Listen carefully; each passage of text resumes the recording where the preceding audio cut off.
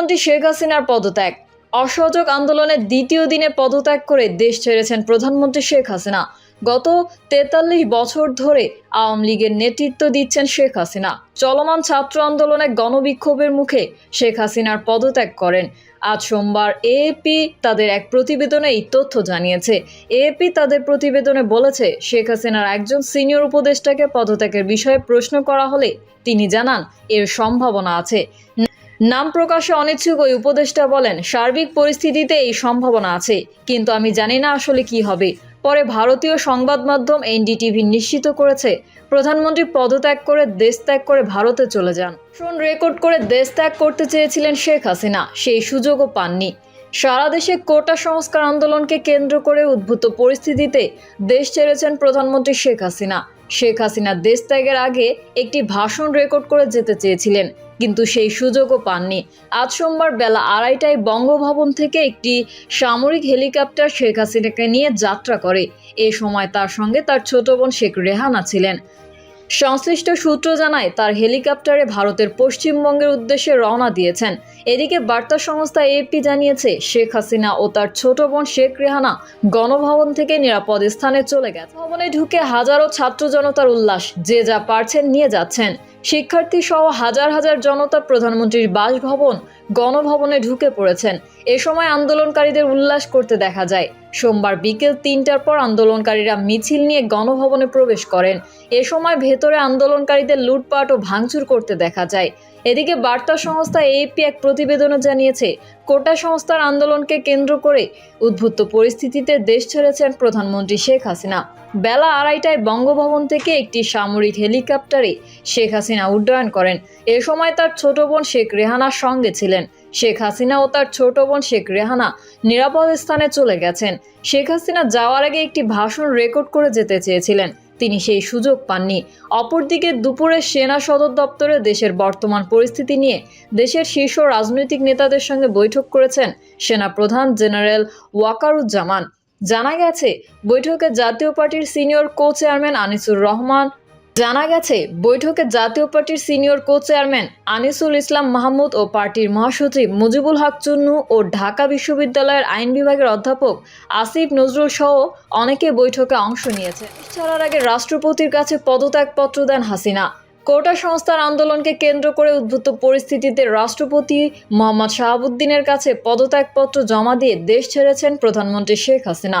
বার্তা সংস্থা এএপি এক প্রতিবেদনে জানিয়েছে, চলমান পরিস্থিতিতে দেশ ছেড়েছেন প্রধানমন্ত্রী শেখ হাসিনা। বেলা ২:৩০টায় বঙ্গভবন থেকে একটি সামরিক হেলিকপ্টারে শেখ হাসিনা উড্ডয়ন করেন। এ সময় তার ছোট বোন শেখ রেহানার সঙ্গে ছিলেন। সূত্রে জানা যায়, শেখ হাসিনা ও তার ছোট বোন শেখ রেহানা নিরাপদ স্থানে চলে গেছেন। শেখ হাসিনা যাওয়ার আগে একটি ভাষণ রেকর্ড করে যেতে চেয়েছিলেন, তিনি সেই সুযোগ পাননি। এদিকে দুপুরে সেনা সদর দপ্তরে দেশের বর্তমান পরিস্থিতি নিয়ে দেশের শীর্ষ রাজনৈতিক নেতাদের সঙ্গে বৈঠকে বসেছেন সেনা প্রধান জেনারেল ওয়াকারুজ্জামান। বৈঠকে জাতীয় পার্টির সচিব কো চেয়ারম্যান আনিসুল ইসলাম মাহমুদ, জাতীয় পার্টির মহাসচিব মুজিবুল হক চুন্নু ও ঢাকা বিশ্ববিদ্যালয়ের আইন বিভাগের অধ্যাপক আসিফ নজরুল সহ অনেকে বৈঠকে অংশগ্রহণ। খুলনায় এমপি শেখ হেলালের বাড়িতে আগুন। বৈষম্য বিরোধী আন্দোলনের ডাকা অসহযোগ আন্দোলনে রণক্ষেত্রে পরিণত হয় খুলনা মহানগরীর অধিকাংশ এলাকা। সংঘর্ষ ও ধাওয়া পাল্টা ধাওয়ার পর আগুন ধরিয়ে দেওয়া হয় খুলনা মহানগর আওয়ামী লীগের কার্যালয়, জেলা পরিষদ ও খুলনা শেরেবাংলা রোডে প্রধানমন্ত্রীর চাচাতো ভাই তথা ২ এমপির বাড়িতে ভাঙচুর করা হয় খুলনা প্রেস ক্লাব সহ বেশ কিছু স্থাপনা। প্রত্যক্ষদর্শী সূত্রে জানা যায়, এক দফা দাবি আদায়ের লক্ষ্যে রোববার সকাল 10টার দিকে নগরীর শিববাড়ি মোড় চত্বরে অবস্থান নেয় বৈষম্য বিরোধী আন্দোলনের ছাত্রছাত্রীরা। শিববাড়ি চত্বরে ছাত্রছাত্রীরা স্বাভাবিকভাবেই অবস্থান করতে থাকেন।